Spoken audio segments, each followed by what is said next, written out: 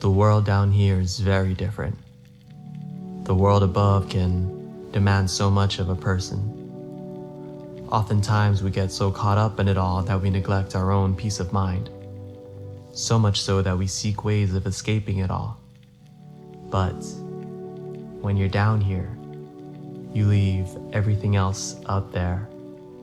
Down here, it's just you surrounding yourself in the ineffable magnificence of the ocean. It's as if the pressure of the water hugs you and makes you feel welcome. You feel like you belong here, like you're home. You feel more at one with the ocean, and most especially, more at one with yourself. You suddenly become more alive in this moment of exquisite silence, and come to know the greatest feeling of peace you've ever had. One might be tempted to call freediving an escape from life, but it's the opposite. You're not escaping life, you're really living it.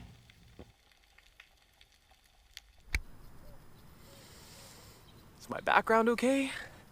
Hope people like me. You ever go online and see videos of elite competitive freedivers on top of their countries and even the world? They achieve these superhuman dives down to depths of literally hundreds of feet. I am not such a specimen of fine diving. So instead, I'd like to show you another side, one that's more relatable and recreational. We're gonna focus on freediving as something to do purely for the fun of it, as opposed to competitive freediving. My hope is to show you what the average person can do as a decent freediver. But first, we're gonna have to dispel some misconceptions. Freediving is one of those things that's too often misunderstood. There's a typical attitude of how non-divers think about freediving. Just mention it and they'll say, yeah, no thanks, I like breathing, which is easy to understand. People breathe their whole lives and can't see any reason to try out not breathing here and there. However, this mentality is quite unfortunate because people will never know what they're missing out on. This is made harder by the fact that when you just try holding your breath on land, it doesn't feel nice at all. But when you have guidance and you hold your breath and dive underwater, it's completely different. Our physiology, human physiology, literally makes some changes to make diving easier.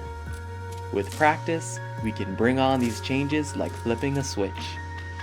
And when we do, we unlock the aquatic animal that resides in every single one of us. Once we awaken our inner mermaid, we can safely and comfortably experience the water in the most natural way there is. When we achieve a basic level of comfort, it's immensely enjoyable to breath hold dive. We feel fun, like we're part of something beautiful, powerful over our emotions, and liberated from all the stresses of the outside world.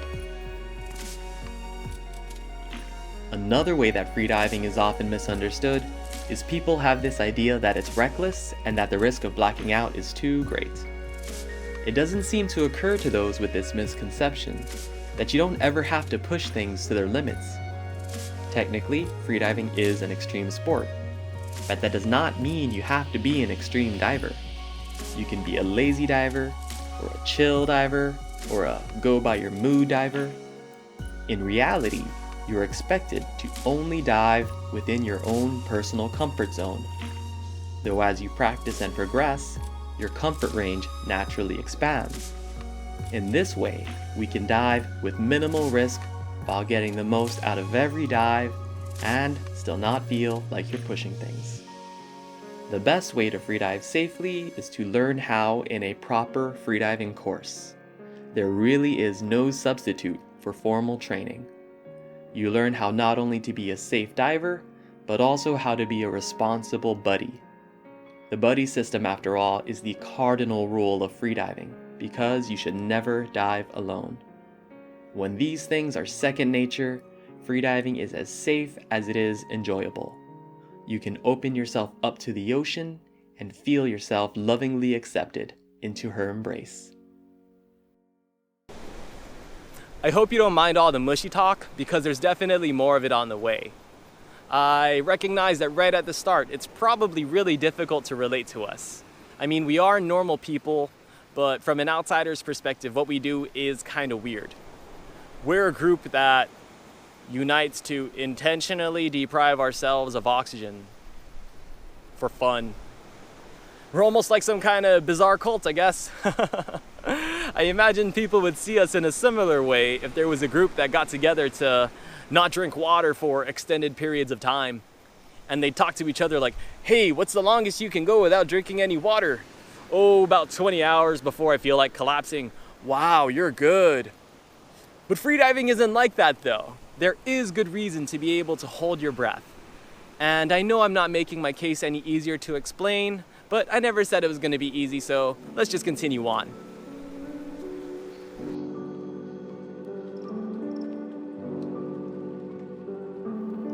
People often ask, what do you see down there? The answer to that depends what kind of diving you're doing. With training dives, you're not actually trying to see the sea life at all. You're not trying to look around you, but inside you. Freediving is most enjoyable with the best mastery of mental, emotional, psychological, and physical control a diver can impose on oneself. You strive to be calm in every way imaginable. Not to oversimplify it, but with this aspect of training dives, we practice the art of letting go. To directly answer the question, what do you see down there? You get to see the landscape of your mind. You're able to look inside and focus on nothing, but be receptive to everything. You can detach yourself from the world and yet be fully entrenched in these precious moments of time. On the recreational side of things, we see everything scuba divers see. We see reefs, fish, caves, wrecks, the occasional submarine, turtles, and everyone's favorite, sharks. When you calm your body and mind, you'll notice how quiet you are. When you move through the water on a free dive, you don't make any sound. You even look more like you belong there. And as you silently and naturally move through the water, the sea life might respond to you differently.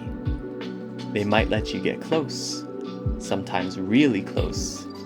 They might mistake you for some kind of fish they've never seen before.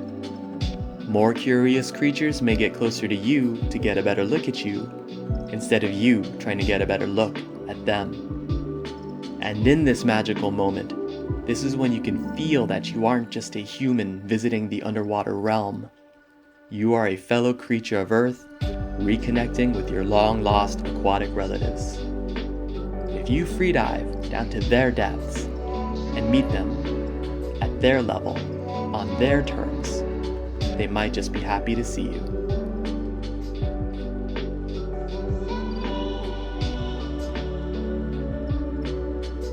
Speaking of aquatic relatives, freediving is literally in our very DNA. When you freedive, some extraordinary things happen. We share an evolutionary trait with whales and dolphins called the mammalian dive response, which is a collection of adaptations that help us with breath holding.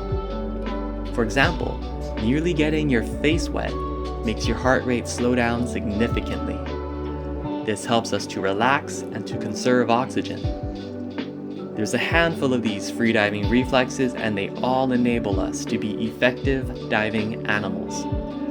Knowing about our body's natural responses to freediving allows us to physically and psychologically dive more comfortably. These responses to freediving are a part of every single one of us. It's written right in there in the code of our DNA. You could even say that we are born to freedive. Our ancestors, the world over, knew this to be true, as coastal societies foraged underwater for thousands of years, if not longer. When we understand our history as a species, and can unlock our latent genetic powers, we can alter our perspective on what it means to be human. Are we sure we want to be stuck on land?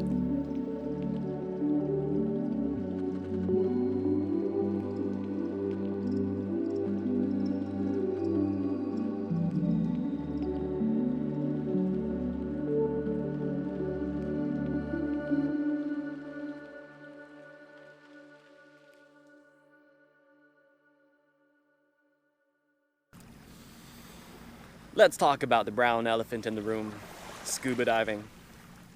Some people have this notion that freediving is obsolete since, scuba is a thing.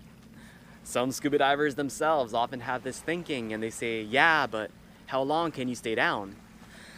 This question misses the point entirely. Scuba is about enjoying the water with your eyes. Freediving is about enjoying the water with your soul. I suppose the real question is which one is better, but to tell you the truth, they're just too different to compare. I am both a freediving instructor and a scuba instructor, and I enjoy both and for different reasons. And as much as I go on and on about freediving, I still encourage everyone to get scuba certified. 71% of the world is covered by ocean, and you'd be doing yourself a huge disservice to miss out on all of it. And whether you're a scuba diver or not, consider giving freediving a shot. Of all the things freediving is and isn't, I can promise you one thing: it's never boring. You cannot hold your breath and be bored.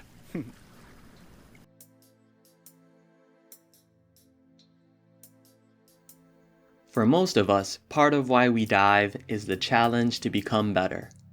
Now, this is true of any game or sport. However, freediving stands alone in a big way, as there is no activity which quite challenges you in the way that intentionally not breathing does. For reference, around 4,500 people have completed the incomprehensibly difficult climb to the summit of Mount Everest. Compare that with only about 30-some freedivers who have gone deeper than 100 meters, or 328 feet. In all sports, there are always arbitrary rules of what you can and can't do which make up the game. In freediving, in all its forms though, it all comes down to one basic premise. What can you accomplish with a single breath? Humans can go weeks without food and days without water, but only minutes without air. The clarity of this restriction, combined with the blurriness of the boundaries of your limitations, speaks to the competitor within. And in this competition, it's you against yourself, and for yourself. You want to get better, safer, more efficient, and ever more peaceful than you were the day before. To achieve this, the goal is finding deeper and deeper levels of relaxation. The more tension you can expel from your body, and the more control you can have of your mind, the more it will directly benefit your performance and enjoyment of every dive. The real challenge is reaching the most harmonic state of body and psyche.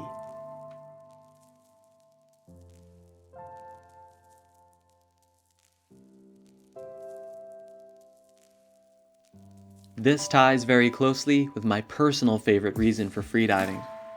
Part of the free in freediving means being let go of so many restraints.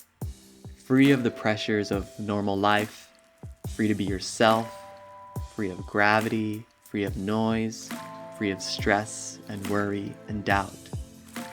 When you purposefully put breathing on pause, suddenly everything is different. We all have an innate urge to breathe, yet we paradoxically also have the mammalian dive response that lets us feel right at home while at depth. Putting yourself between the coexistence of these powerful and contradictory feelings treats you to a unique sensory experience unlike any other. Brand new freedivers are filled with excitement at first. You're just starting out and you learn from training that you are more capable than you might have thought. With a single breath, you dive down to your planned depth, turn around, and return to the surface triumphantly. You feel powerful. You get this kick of adrenaline because you defied nature and came back stronger. As you gain experience though, you become a better, more comfortable freediver. You become a calm freediver. You realize that you weren't really defying nature at all. You were becoming closer to it. You leave behind those kicks of adrenaline and get to the true practice of freediving, of freeing yourself as you dive with a glorious sense of intense peace.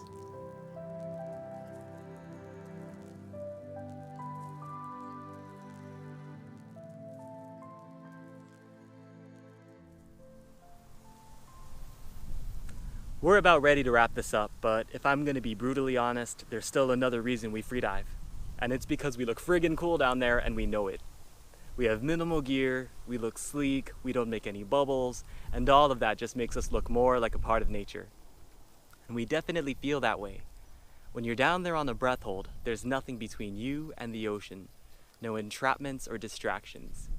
It's just you and nature. Or it's just nature and you.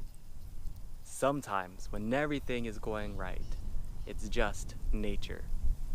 And what I mean by that is when you can just let go of your ego, you can become one with the ocean.